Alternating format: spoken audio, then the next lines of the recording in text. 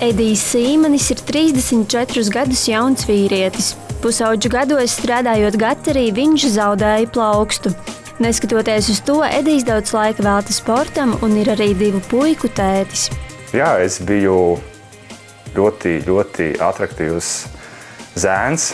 Man ļoti patika sportot. Teiksim, man arī ļoti labi padevās sportot. Man bija 15 gadi, bija vasaras brīvlaiks. Tikko sācies. Un mēs ar vēl vienu draugu bijām piemājas Kokzāģētavā pie tā īpašnieka aizgājuši, sarunājuši sev darbu, krāmēt dēlīšus. Tur bija jākrāmē dēlīši un jāfasē ar tām plēvi apkārt. Bija tā doma tāda. Tā bija pirmā darba diena. Mēs aizbraucām uz darbu, sākām pildīt savus pienākumus un pienāca pie manis klāt cilvēks un jautāja, kurš no mums tur vecākais ir. Es biju vecākais. Tur bija kaut kāda gada starpība, pusgada starpība mums tur aptuveni tiem puikām. Un teica, ka būs jāizvieto viens cilvēks. Pieaudzis džeks, viņam mājās problēmas bija kaut kāds, bija jāizbrauc līdz mājām.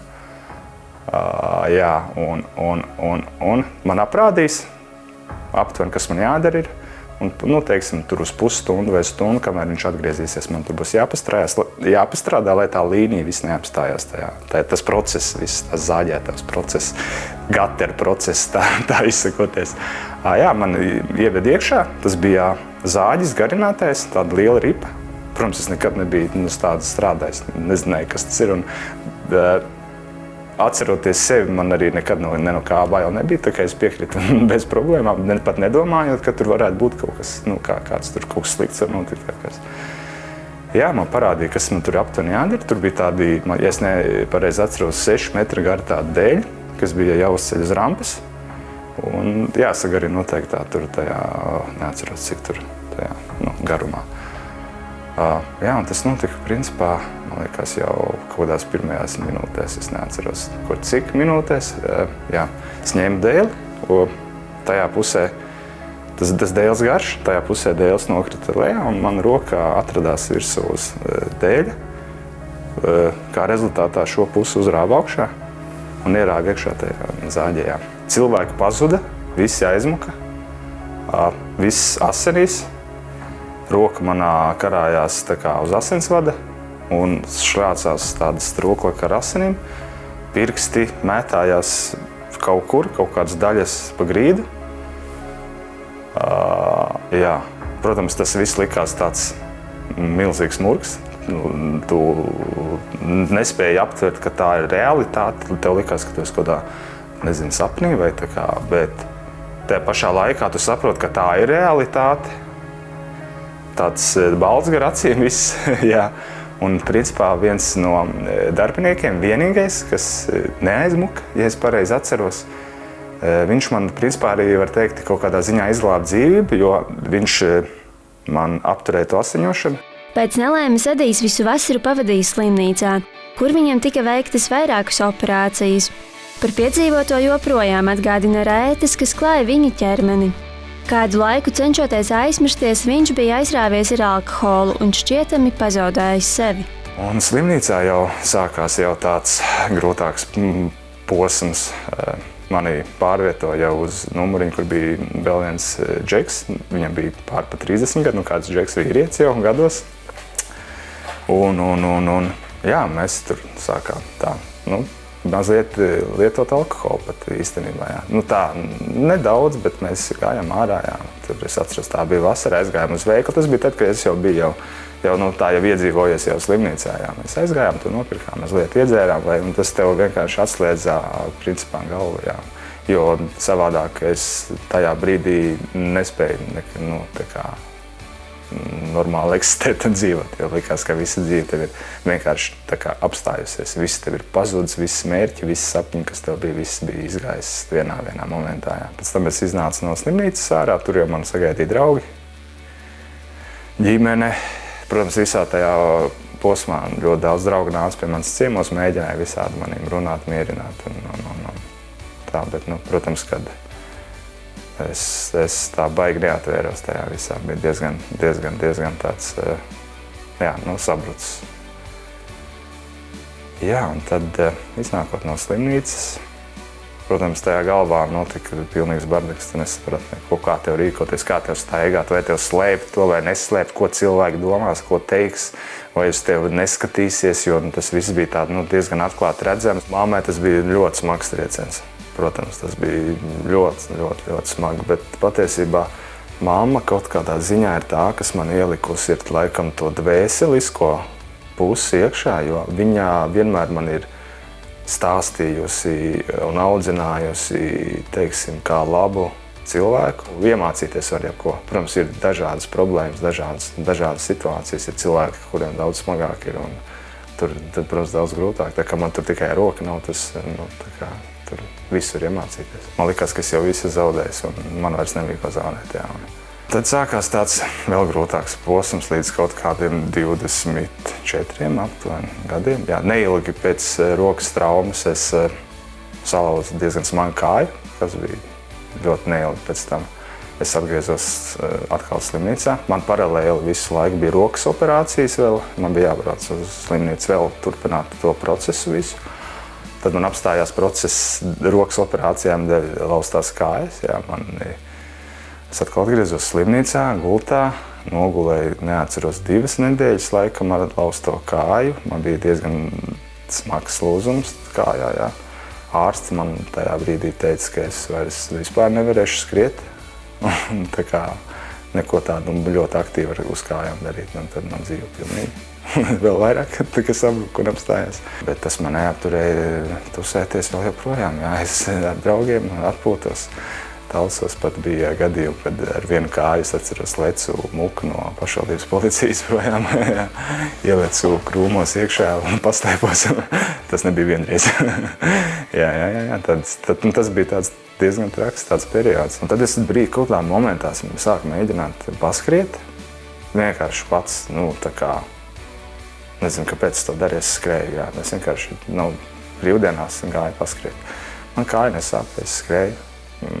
Maz, tur tā vienkārši kaut kādā ziņā, nezinu, kā meditācija man tā bija, vai kaut kas aizmirsās tajā brīdī, es nezinu, jā.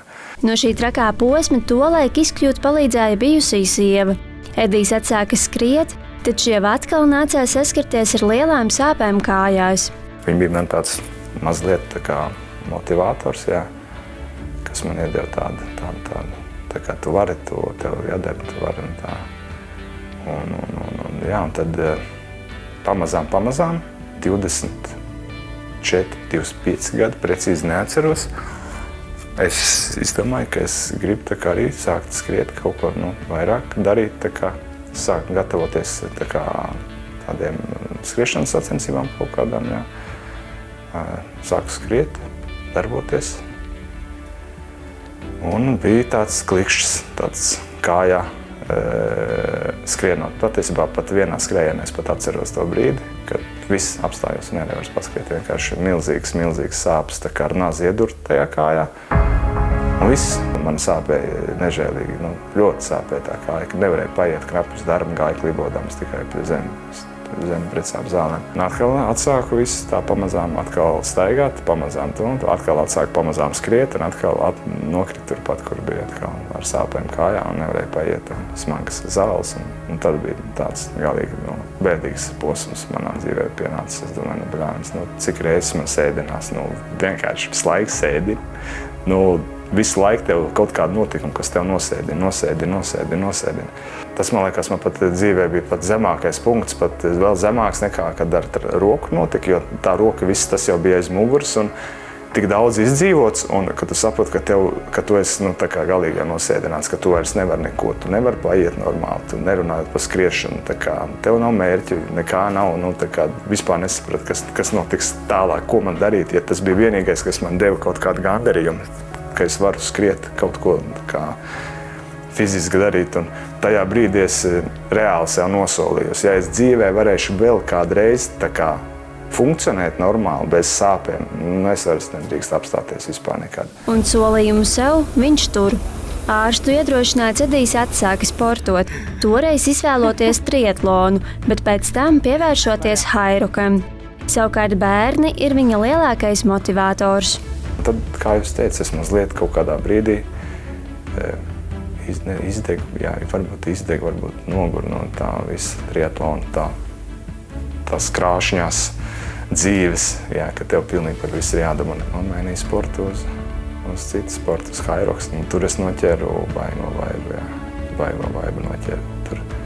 Tas bija kaut kas tāds baigi foršs, ko es ieguvu jau pirmajās sacensībās. Es arī ļoti labi nostartēju jau pirmajā reizē. Es daudz runāju, bet pašu galveno es nepasaku, ka bērni man bija patiesībā tajā visā posmā vienmēr lielākais motivators. Jo viņi ir spogulis man. Un es redzēju to, ko es dodu viņiem no sevis. Plaukstu zaudēšana un vairāk kārtējas kājas traumas Ediju nav apturējušas. Neskatoties uz pārdzīvoto, viņš nav padavies. Atkal un atkal cēlies kājās un šodien ar savu piemēru iedvesmo citus. Vispār izmainījās dzīve pilnībā ar sportu. Pilnīgi pretstats, kāds es biju. Par to es esmu baigi daudz domājis. Man arī ļoti daudz prasījuši. Man arī dēls prasīja, vai es gribētu savu rociņu apakaļ vai kaut ko tādu. Viennozīmīgi neko es nemainītu savā dzīvē. Tā kā ne. Jo tā personība, kas es esmu tagad izveidojies, tas nezinu. Man liekas, ka ir viss kārtībā.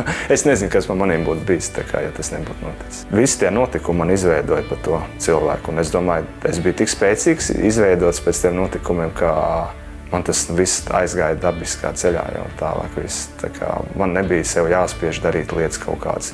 Man vajadzēja noķert tikai to feeling, ka es varu darīt. Un visu, jo es tik daudz dzīvē biju zemē, ka es nevarēju neko darīt.